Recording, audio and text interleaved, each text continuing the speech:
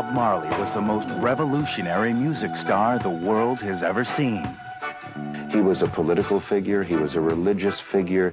They said it was cancer that killed him. But not anymore. The strange conspiracy theory. Bob Marley was a victim of the CIA's covert assassination program. In the many years that I've studied conspiracy theories, I've heard many times that people are being assassinated by means of induced cancer. Who killed Bob Marley?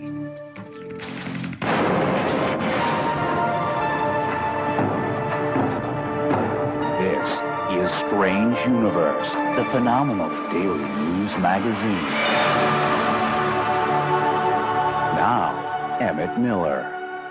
Bob Marley sure made some cool music, and he sure preached some fiery rhetoric. In his prime, he was more dangerous than Muhammad Ali, a pop star and a third world hero. He died before his time. They said it was cancer. But now the conspiracy theorists have risen again. Stephen Ivory follows the question. Who killed Bob Marley?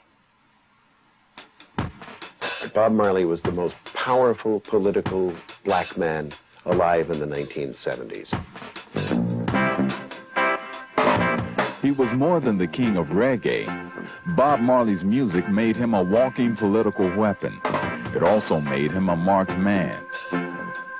It's on the record that Bob Marley survived one assassination attempt. But now, people are saying that his death from cancer was an assassination as well.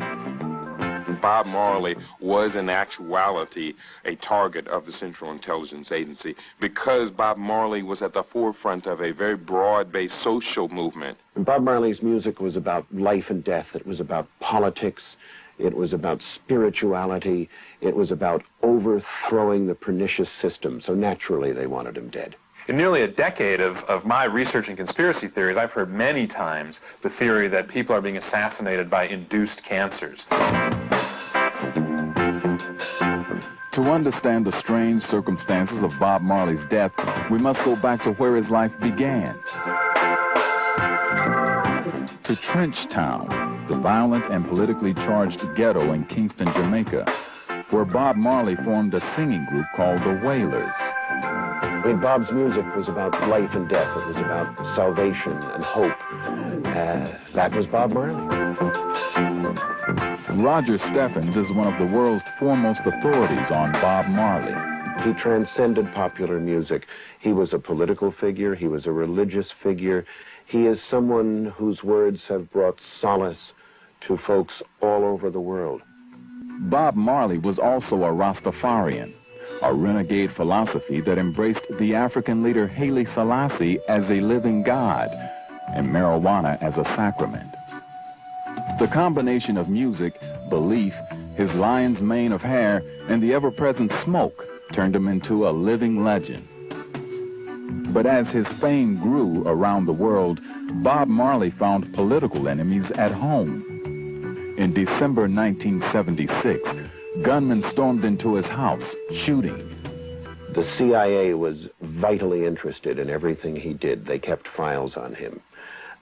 It is fairly certain that they were behind the shooting attempt on his life in 1976. Bob Marley survived. He got even bigger. The assassination attempt on Bob's life on December 3rd, 76 catapulted Bob into a stratosphere of almost martyrdom. He went from being just a dreadlocked, ganja-smoking pop star into a mythic figure. But it was a seemingly minor event that changed the course of Bob Marley's life. It happened while he was on tour in France during a pickup game of soccer. A player stepped on Bob Marley's toe. He was carried from the field, and a French doctor gave him an injection. Bob Marley was soon diagnosed with cancer of that toe, the cancer that would kill him. Some speculate that Bob Marley had been injected with cancer or something else that mimicked its effects. So did the CIA kill Bob Marley? Well, I know they tried to. I think they wanted to see him dead. Roger Steffens can't bring himself to believe it was a hit, but others can. Kidi Obi Awadu is known as the Conscious Rasta, For years, he's been distributing his writings and videos of conspiracy theories, including this one. It seems to be without a shadow of a doubt that, yes, they had targeted Bob Marley for neutralization, and this would be a prime vehicle for doing that. Jonathan Bankin is our conspiracy expert. He says the Marley theory is not unusual. Jack Ruby, the killer of Lee Harvey Oswald, himself felt that he had been injected with cancer cells. William Casey, the director of the CIA, died of a brain tumor right in the middle of the Iran-Contra hearings. The days in which Bob Marley's condition worsened are also shrouded in mystery. For a time, he checked into the same cancer clinic in Mexico, where actor Steve McQueen was treated. Later, he was flown to an experimental clinic in Germany, run by a man named Joseph Issels. What they did not know at the time was that Joseph Issels was an ex-Nazi SS doctor. Bob Marley was treated with a controversial drug called CH-23. He then flew to Miami to visit his mother. He died shortly afterwards, on May 11, 1981. He was only 36. The theory that Bob Marley was the victim of a medical assassination might have died as well. But then, 6 years later, former whaler Peter Tosh was murdered during a robbery that many believe was another political assassination. The public figures who stood against the system, people like Malcolm X, people like Peter Tosh, people like Bob Marley and Martin Luther King, represented the most visible threat to the status quo. If you ask a doctor, he'll tell you it's not possible that Bob Marley was assassinated. You can't transmit cancer via a shot, so it's highly, highly unlikely that Bob received cancer from a shot. But if you ask one who's steeped in the conspiracy world, they'll tell you differently. Even Roger Steffens, the Bob Marley expert, admits that if somebody killed Bob Marley to quiet a political threat, they achieved their aim. The biggest star in Bob's aftermath was Yellow Man, a salacious, foul-mouthed rapper. And that was the music they promoted in the aftermath of Bob's death, and we've never recovered from it since.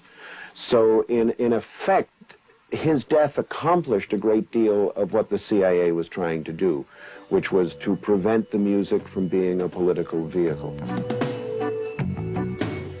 Bob's children carry on his musical tradition. There's Ziggy, Stephen, and most recently, Julian and Damien.